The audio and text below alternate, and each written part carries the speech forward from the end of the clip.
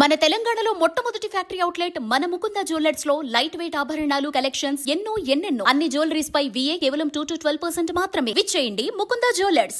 దాడులు ప్రతి దాడులతో పశ్చిమాసియా అట్టుడుకుతోంది. ఇరాన్తో పాటు లెబనాన్లోని హెజ్బొల్లా లక్ష్యంగా ఇజ్రాయెల్ విరుచుకుపడుతోంది. టెహ్రాన్లోని ఇరాన్ అంతరిక్ష పరిశోధనా సంస్థ కార్యాలయంపై క్షిపణులతో దాడి చేసింది. ఇజ్రాయెల్ జరిపిన దాడుల్లో ఇరాన్కు చెందిన కీలక అధికారులు హతమైనట్టు తెలుస్తోంది. మరోవైపు గల్ఫ్ దేశాల్లోని అమెరికా స్థావరాలు సహా ఇజ్రాయెల్పై డ్రోన్లు, క్షిపణులతో ఇరాన్ ప్రతిదాడులు చేస్తోంది. ఇజ్రాయెల్ సైబర్ టెక్నాలజీ కేంద్రాలు, రఫేల్ వెపన్స్ మ్యానుఫ్యాక్చరింగ్ కాంప్లెక్స్ ను సైతం లక్ష్యంగా చేసుకుంది.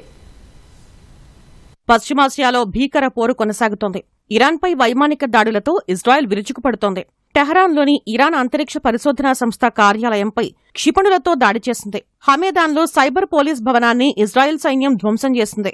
ఇరాన్ రెవల్యూషనరీ గార్డ్స్ నేవీ ప్రధాన కార్యాలయాన్ని సైతం ధ్వంసం చేసింది. సముద్ర జలాల్లో ఉగ్రవాద కార్యకలాపాలను IRGC సీనియర్ కమాండర్లు ఇక్కడి నుంచే పర్యవేక్షించేవారని ఇజ్రాయెల్ తెలిపింది.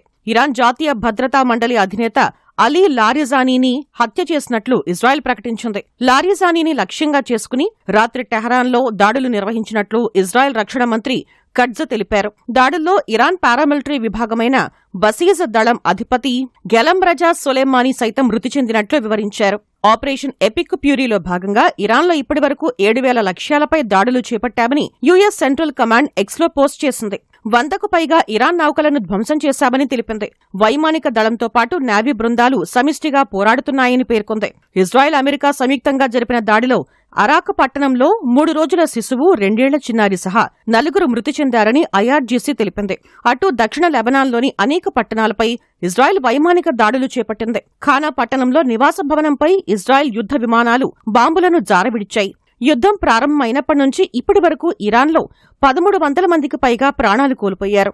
లెబనాన్లో 850 మంది మృతి చెందారు, పలువురు గాయపడ్డారు. మరోవైపు ఇజ్రాయెల్ సహా మధ్యప్రాచ్యంలోని అమెరికా సైనిక స్థావరాలపై ఇరాన్ ప్రతిదాడులు చేస్తోంది. ఇరాక్ రాజధాని బాగ్దాద్లోని అమెరికా రాయబార కార్యాలయం లక్ష్యంగా డ్రోన్లు, రాకెట్ల దాడి జరిగింది.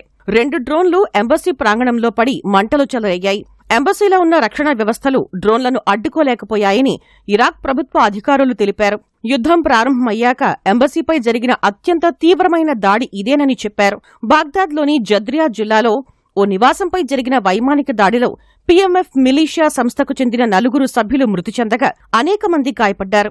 చమురు క్షేత్రాలు దిశగా దూసుకువచ్చిన డజనుకు పైగా డ్రోన్లను అడ్డుకున్నామని సౌదీ అరేబియా రక్షణ శాఖ తెలిపింది. ఖతార్ రాజధాని దోహాలో పలుచోట్ల పేలుళ్ల శబ్దాలు వినిపించాయని అంతర్జాతీయ మీడియా పేర్కొంది. క్షిపణి శిథిలాలు పడి ఓ పారిశ్రామికవాడలో స్వల్పంగా మంటలు చెలరేగాయని ఖతార్ అంతర్గత మంత్రిత్వ శాఖ పేర్కొంది. ఈ నేపథ్యంలో పౌరులు ఇళ్లలోనే ఉండాలని ఖతార్ ఆదేశాలు జారీ చేసింది. అబుదాబిలో క్షిపణి శిథిలాలు పడి పాకిస్తాన్ పౌరుడు మృతి చెందాడు. UAEలోని ఫుజైరాలో ఇంధన నిల్వ కేంద్రంపై డ్రోన్ దాడి జరిగింది. ఈ దాడిలో ఎవరూ గాయపడలేదని అధికారులు తెలిపారు. ఇజ్రాయెల్ జెరూసలేంలో ప్రార్థనా మందిరంపై క్షిపణి పడింది. ఇరాన్ దాడుల్లో ఇప్పటి వరకు 3,000 మందికి పైగా గాయపడ్డారని ఇజ్రాయెల్ ఆరోగ్య శాఖ మంత్రి తెలిపారు. ఇజ్రాయెల్ పోలీసులకు చెందిన సైబర్ టెక్నాలజీ కేంద్రాలు, ప్రపంచ ప్రఖ్యాత ఆయుధ తయారీ సంస్థ రాఫెల్ వెపన్స్ మ్యానుఫ్యాక్చరింగ్ కాంప్లెక్స్ ను లక్ష్యంగా చేసుకున్నట్లు ఇరాన్ సైన్యం తెలిపింది. తమ దేశ రక్షణ కేంద్రాలపై ఇజ్రాయెల్ జరిపిన దాడులకు ప్రతీకారంగానే ఈ దాడులు చేస్తున్నట్లు వివరించింది. ఇరాన్ దాడుల కారణంగా ఇజ్రాయెల్లో ఇప్పటివరకు 12 మంది ప్రాణాలు కోల్పోయారు. అమెరికాకు చెందిన 13 మంది సైనికులు ప్రాణాలు కోల్పోగా 200 మంది గాయపడ్డారు.